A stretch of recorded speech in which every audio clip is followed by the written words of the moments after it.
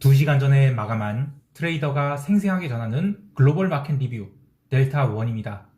어제 우리 시장이 배당락 관련해서 말들이 많지요.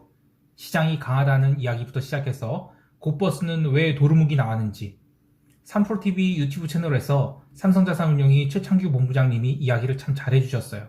그런데 델타1 채널 시청자분들께는 그보다 좀 더 수준 높은 이야기를 해드려야겠죠? 자, 먼저 아시아 세션 갈게요. 코스피 지수의 장 시작 전 동시효과를 보시는 분들은 적잖이 당황하셨을 것 같은데요. 전일 해외 시장이 약보합 마감을 했기 때문에 우리 시장은 배당락 반영에 전일 오버슈팅 나온 것까지 반영을 해서 좀 더 심하게 빠지지 않을까 생각을 하셨던 것 같아요.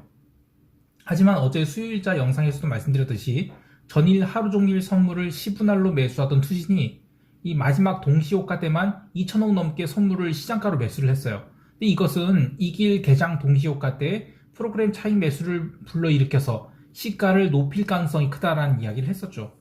역시 코스피 개장 동시효과는 초강세 출발을 했는데요.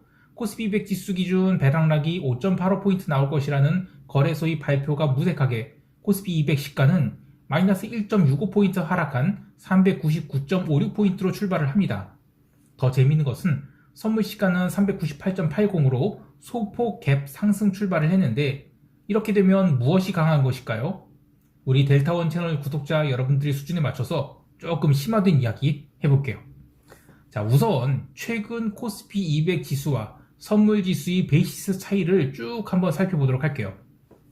길게 볼 것 없이 지난주 수요일인 22일부터 보도록 할게요. 이 구간에서의 이론 베이시스는 마이너스 2.81포인트 정도 됩니다. 그러니까 선물이 400포인트라고 하면 코스피 200 지수는 402.81포인트가 되어야 정상인데 시장의 평균 베이시스는 마이너스 4.65포인트였어요. 그러면 선물이 400포인트라고 할 경우 코스피 200 지수는 404.65포인트인 것이죠. 이것은 코스피 200이 이론 지수인 402.81포인트 대비 1.84포인트 현물이 더 비싸다는 것입니다. 현물이 더 비싸다는 거예요. 현물이 비싸다는 이야기는 다시 말해서 선물이 그만큼 더 싸다는 뜻이 되거나 배당을 더 많이 준다는 뜻이 됩니다. 그러나 배당률은 12월 선물이 3월로 롤오버되는 시점에서 선물 스프레드에 이미 다 반영이 됩니다. 즉 배당은 고정되어 있다고 하면 선물이 그만큼 더 싸게 거래되었다는 것, 이게 맞습니다. 그러니까 우리 시장에는 매도 압력이 늘 존재했다는 것입니다. 이어서 23일 목요일도 보면 평균 베이시스가 마이너스 4.35포인트로 조금씩 개선되고 있는데 24일 금요일에는 마이너스 3.9포인트, 그리고 월요일인 27일에는 마이너스 4.1포인트, 그리고 28일에는 화요일에는 마이너스 3.9포인트의 평균 베이시스를 기록해요. 조금씩 베이시스 개선이 이루어지고 있다는 것은 선물이 저평가가 조금씩 사라지고 있다는 것인데요. 원래 선물은 만기에 가까워지면 가까워질수록 콘텐고된 베이시스가 0으로 수렴하게 되어 있습니다. 그러니까 이론 베이시스가 막 2포인트다 그러면 이것이 시간이 지날수록 1.8포인트, 1.6포인트 플러스, 그리고 플러스 0.5 이렇게 쭉 해서 0으로 딱 수렴하는 거예요. 그런데 지금은 마이너스 4.35포인트에서 시작해서 4.1포인트, 3.9포인트 이렇게 오히려 선물 베이시스가 증가를 하고 있죠. 이것은 뭐냐면 선물 매도 압력이 점점 줄어들고 있다는 것입니다. 선물이 저평가가 조금씩 사라지고 있다는 것이죠. 자, 그리고 이제 문제의 핵심은 28일 화요일 오후예요. 이날 투신이 하루 종일 선물을 매수하고 오후 들어서는 더욱 강하게 선물 매수를 하면서 선물 베이시스가 오후에는 아주 크게 좋아졌죠. 마감 때는 시장 베이시스가 마이너스 2.91포인트, 그러니까 이론 베이시스에 거의 근접할 정도의 강력한 선물 매수가 체결됐어요. 그래서 28일 화요일이 가장 큰 시장 특징은 이제 마감 동시효과 기준으로는 선물 저평가가 사라졌다는 것입니다. 그러면 그 전에 오랫동안 선물이 저평가되었던 구간에 뭐가 들어와요? 매도 차익 거래가 쌓이죠. 저평가된 선물을 사고 고평가된 현물을 파는 그런 매도 차익 거래로 시장이 계속 눌려와 있다는 것이죠. 그런데 마감 동시효과의 특징은 뭐냐면 선물은 현물이 끝나고 나서 한 15분 있다가 체결이 된단 말이에요. 자, 그러면 프로그램 매매의 효과가 안 나온 것입니다. 즉 베이시스가 이렇게 개선이 되면 다음날 인위적인 프로그램 매수가 들어올 수밖에 없어요. 다시 설명해 드릴게요. 이 배당락일 개장 동시효과, 배당락 마이너스 5.85포인트가 나올 것을 기대했는데 시가가 399.56포인트로 출발했어요.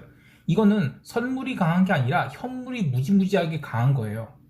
그리고 장 초반의 베이시스를 보면 어쨌든 이론 베이시스 대비, 이론 베이시스가 그때 1포인트였거든요. 플러스 1포인트. 근데 시장 베이시스는 플러스 0.4포인트지만 이게 어제까지만 해도 베이시스가 굉장히 약했는데 이제 선물이 많이 올라온 거예요.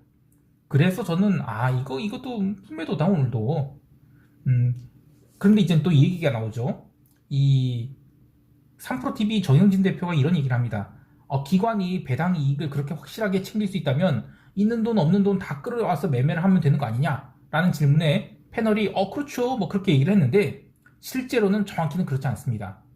기관들이 배당 투자 로직에 반드시 필요한 것이 파생상품 해지 전략이에요. 그리고 그것도 시장이 받아줄 수 있는, 그러니까 시장 충격 비용이 감당되는 수준에서 배당 투자가 가능한 것이죠. 그런데 과거에 비해서 파생시장 참여자들이 옛날만큼 강하지가 않아요. 그러다 보니까 베이시스를 억지로 눌러놔서 베이시스를 정상화시키면서 인위적으로 현물을 비싸게 만들어서 그 가격에 개인들이 매수할 수 있도록 호가를 조성하는 2차 안전장치를 만들어둔 거예요. 그래서 투신이 전날에 선물을 그렇게 질러댄 겁니다. 이 배당락이 거의 반영되지 않은 상황에서 개인들이 어쩔 수 없이 현물이 비싸게 시작을 하니까 비싼 가격에 다시 담아야겠죠? 그래서 초반 30분 동안은 외국인도 이거 비싸네 현물이? 그렇게 비싼 현물을 매도하고 선물을 강하게 매수하는 매수 차익거래를 해서 시장을 또 더욱 받쳐요. 그런 사이에 투신은 전일 네이키드로 매수한 선물을 살살 정리합니다. 그렇게 장 초반 1시간 동안에 개인은 현물을 1조 넘게 매수를 해요. 근데 여기서 또 재밌는 포인트가 있습니다. 개인이 옛날의 개인이 아니라는 생각이 드는 부분인데 화요일에 그 오후 2시 이후로 콜옵션 400에 대한 희한한 거래가 있었다라는 얘기를 했었죠. 올해 옵션 시장을 쭉 보면서 이 개인이 참 무식한 거래를 자주 했던 것을 볼 수 있는데 이 개인이 그냥 개인이 아니라 이건 외국인과 통정 거래를 하는 거 아닌가 싶을 정도로 오늘 대놓고 오전 1시간 동안 전일 매수한 콜옵션 400을 열심히 매도를 했어요. 4.1, 4.22 구간에서요. 그것도 무려 80억치 넘게 외국인들이 그대로 매수를 해줍니다. 이 콜 400에서 계속 매도가 나오니까 리버셜이 나오고 리버셜이 나오면 외국인들은 결국엔 선물 매수를 매도로 전환할 수밖에 없죠. 그래서 오후 들어서 베이시스가 무너지게 되면서 결국 지수는 마이너스로 끝나게 됩니다. 그러니까 결국에는 이 개인들이 금융소득 종합과세용 회피 매도 물량 이거 다시 매수로 다 들어왔는데 매수를 어차피 할 것을 알고 있고 그 한계가 어느 정도 나올 것인지를 얘네들이 다 파악하고 있던 거예요. 그래서 그 물량이 다 소화되는 시간 계산해서 아마 이거는 V업으로 거래도 있을 거예요. 왜냐면 초반에 많이 거래가 됐으니까요. 그래서 그 물량이 해소되자마자 베이시스를 다시 눌렀어요. 그래서 12시 이후로 보면 베이시스가 초반에 좋았던 것이 다 나빠집니다. 이 매도는 개인들이 싸게 하고 매수는 굉장히 비싸게 할 수밖에 없고 그래서 그 슬리피지만큼은 금융투자가 다 챙겨 먹은 겁니다. 그리고 거기에 안전장치까지 걸어놔서 선물 베이시스 약세 현상도 이제는 많이 회복되었다. 이렇게 얘기할 수 있을 것 같아요. 그러니까 이 정영진 대표가 얘기한 이거 돈 다 끌어다가 이 차익 거래하면 되지 않느냐라는 것은 역시 누군가는 호구가 있어줘야 된다는 것이죠. 그리고 그 호구의 사이즈가 개인들이 그동안에 매도를 한 그 1조 4천억 정도 그것이 다시 들어왔다. 그러면 딱 그 정도 수준까지만 차익 거래를 할 수 있는 겁니다. 자, 이제 유럽 세션 갈게요. 유럽 세션에서 있었던 가장 큰 이벤트는 유로존 장기 채권이 급락이에요. 사실 별다른 이슈가 있어서 밀린 게 아닙니다. 그 28일까지 영국 시장이 크리스마스 휴가로 연장되었었죠. 근데 이게 휴장을 했다가 개장하면서 영국 10년물에 대한 롱스탑이 나와요. 그래서 이 채권이 쫙 밀리면서 유로존 국채도 함께 밀렸고요. 그렇게 유로존 채권 밀리면서 미국 국채까지 싸그리 밀리게 됩니다. 결국 미국 10년물은 1.5%를 다시 돌파해요. 그러면서 유로화의 매수세가 빠르게 들어와서 유로가 급등을 하게 되는데요. 유로 급등은 유럽 세션 마감할 때까지 이어집니다. 근데 이것을 연속적으로 볼 수 없는 게 유럽 세션 마감하고 나서는 상승 동력이 갑자기 사라지면서 유로가 술술술 밀리기 시작해요. 그러니까 이렇게 연말로 갈수록 시장이 연속적인 흐름을 보이지 못하는 게 상품 시장에서 나타나는데요. 특히 기름이 아주 가관이죠. 기름은 아시아 세션에서도 별다른 움직임이 없었는데 미국 세션 들어서 계속 유로화가 강세를 보이는데도 불구하고 거의 오르지 못하다가 이 원유 재고 발표 후에 쿠싱 지역 재고량이 의외로 적게 오르면서 급등을 합니다. 근데 참 어처구니 없는 게 이 15분 동안 1.6% 넘게 오릅니다. 그래서 브렌트 기름이 80.3달러 딱 찍자마자 다시 하락하기 시작했고요. 장중 상승분을 죄다 반납하고 모자라서 나중에는 마이너스까지 납니다. 그렇게 유럽 마감 때 스탑로스까지 나오면서 브렌트 기름은 다시 78.1달러까지 밀렸는데요. 다행히 이후에는 점진적 반등이 나왔지만 장중에 1.8% 가까이 올린 것을 30분도 안 돼서 도루묵을 쳤으니 이 추세 추종 트레이딩을 했다면 아주 스트레스가 받았을 것입니다. 그 외에 골드도 유로존 채권 함께 밀릴 때 같이 밀리면서 미국 세션 개장 직전에는 1790달러 선까지 밀렸는데 이 미국 세션 오픈하자마자 유로화가 더욱 강세를 보이자 바로 상승으로 전환되어 다시 1805달러를 회복해서 마감을 했습니다. 시장이 이렇게 방향성을 연속적으로 보이지 못하고 있지만 전체 흐름을 통해 파악할 수 있는 것은 인플레이션 우려는 이어질 것이다. 장기 채권에 대한 약세 흐름도 이어질 것이다. 그리고 마지막으로 달러가 이제는 꺾이는 것이 아닐까. 이 세 가지가 내년 시장이 키워드가 되지 않을까 합니다. 자, 이제 미국 세션 갈게요. 미국 지수 선물은 달리 말할 것 없이 아주 조용한 흐름을 보였습니다. 덕분에 변동성 선물은 장 마감 때 20포인트까지 밀렸는데 실질 변동성은 13포인트까지 내려와 있어요. 여전히 변동성 선물에는 거품이 껴있다고 할 수 있겠습니다. 그리고 이렇게 되면 시장은 웬만해서는 하락하지 않게 됩니다. 우리 시장은 30일 목요일이 2021년이 마지막 거래일이지만 미국은 31일까지 거래를 하죠. 따라서 금요일까지 시장이 웬만해서는 빠지지 않을 것임에 베팅을 하고 있다고 봐도 과언이 아닌데요. 사실 개별 종목 뜯어보면 여전히 의구심은 들지만 어쨌든 지수를 바치는 것은 그런 것들이 아니죠. 그나마 나스닥 지수는 장 초반 또 테슬라 같은 종목에 매도가 나오면서 조금 눌린 듯 했는데 마이너스 0.5%도 안 눌린 것을 눌렸다고 할 수는 없겠죠.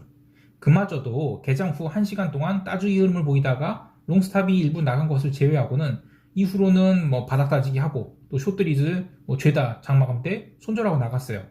이렇게 아주 자연스러운 5일선 조정을 보인 미국 시장은 장마감 직전 숏 커버링이 들어오면서 장중 눌림을 모두 회복한 채 마감을 했습니다. 개별 종목들 보면 마이크론이 신고가를 갱신했는데 거래량은 점점 줄어들고 있어요. 이 업사이드가 더 남아있다는 얘기죠. 삼성전자의 시안 공장 셧다운 우려로 마이크론이 상대적으로 수혜를 볼 것이다 이런 뉴스 때문에 오른 것인데 그냥 매도자들이 없어서 올랐다고 보는 게 더 정확하겠습니다. 그리고 이 바이오젠이 바닥에서 급반등을 했는데 한국경제신문에서 삼성그룹이 바이오젠 인수를 한다 이런 소식 때문에 올랐다고 하지만 블룸버그에서 뭐라고 나냐면 이 바이오젠이 삼성그룹의 매각 의사를 타전했다. 이 정도로 이 톤다운된 기사가 나왔어요. 이 바이오젠이 일봉을 보시면 올해 여름에 굉장히 강력한 쇼커버링이 나왔었죠. 주가 거의 더블 갔으니까요. 근데 그 뒤로는 한 번도 제대로 반등 못하고 하염없이 흘려내서 반토막이 났어요. 하도 주가가 빠지니까 이 주가 부양 차원에서 이 보도자료가 나온 게 아닌가 그렇습니다. 자, 그리고 마지막으로 계속 보고 있는 로빈후드가 드디어 16.68달러까지 밀렸어요. 사실 로빈후드를 저는 나쁘게 보지 않고 있습니다. 올해 처음 상장되었을 때 85달러를 간 것은 좀 미친 것이었지만 이제부터는 슬슬 바닥권이라고 보이는데요. 이 로빈후드의 가장 큰 장점은 개인 거래자들이 거래 정보가 이 프로덕트인 것입니다. 이 찰스 슈왑이나 기타 리테일 디스카운트 브로커리지 회사들은 공식적으로는 당신이 개인정보를 팔겠습니다 이렇게 할 수 없어요. 그런데 로빈후드는 너의 거래 정보 내가 팔고 있거든? 팔 거야. 그게 비즈니스 모델이에요. 그런 거를 이제 시다들한테 팔거나 하는데 이 거래 정보가 누적되면 누적될수록 그 가치가 재평가되는 날이 올 거라고 봐요. 특히 개인이 그 거래 정보는 굉장히 중요한 정보입니다. 이게 이른바 대중이 어떻게 움직이는지 한 정보거든요. 그래서 이런 정보가 누적될 때 한번 주가가 재평가가 되는 그런 날이 올 것 같아요. 물론 그 85달러는 정말 미친 가격이기 때문에 거기까지 올 거나 그건 모르겠어요. 근데 또 언제 이렇게 주가가 오를 것인지 이건 누구도 알 수 없죠. 근데 내년 초에 저는 한번 시장이 크게 눌릴 것 같거든요. 그를 눌린 상황에서 이 콜옵션에서 시세가 만들어질 수 있는 그런 상황이 오게 되면 그때는 저는 로빈후드 한번 사모할 생각입니다. 자, 여기까지 하고 시장 총평하면서 대응 전략 이야기할게요. 한국 시장은 여전히 외가격 품매도 전략을 유지합니다. 물론 지수가 더 눌릴 수 있겠으나 뭐 다시 380 가고 이러진 않을 것 같아요. 그래서 적절한 눌림 나오면 품매도 쌓았다가 청산하는 시기, 그런 매매가 유리하다고 봅니다. 물론 물리게 되면 오버나이트에도 관계없다고 보고 있어요. 다만 저는 연말까지는 거래할 생각이 없고 1월 3일에 10년도 거래를 시작하면서 새로운 판을 짜볼까 합니다. 참고로 이 법인 계좌로 거래를 하신 분들은 웬만하면 배당락일 이후에는 거래를 하지 않고 포지션을 싹 치우는 것이 좋아요. 특히 이제 외관법인 경우에는 포지션이 남아있으면 외부에서 볼 때 좀 거시기 하죠. 뭐 달러원 선물 매도 남아있는 거야 위험회피 거래라고 이야기할 수 있겠지만 옵션 매도를 하게 되면 부채가 잡히고 또 주석도 달아야 되고 뭐 천연가스 옵션 같은 거 들고 있으면 당신네들은 뭐하는 회사입니까? 말을 할 때 좀 그렇죠. 그냥 묻자고 한 얘기입니다. 해외 시장에 대해서는 시장이 연속적이지 않기 때문에 마찬가지로 방향성 거래는 할 게 없다고 봐요. 시세 연속적으로 날만한 것도 없고요. 하지만 1월이 되면 옵션 만기도 뭐 다 끝난 상황에서 시장도 제법 수렴한 종목도 많고 해서 본격적인 방향성이 탐색될 수 있기 때문에 해외 시장에서는 여러 가지로 먹을거리가 많아질 것 같아요. 그래서 그때까지는 좀 계속 기다리셨으면 좋겠습니다. 자, 오늘 하루도 성공 투자하시고요. 이상 델타원이었습니다. 감사합니다.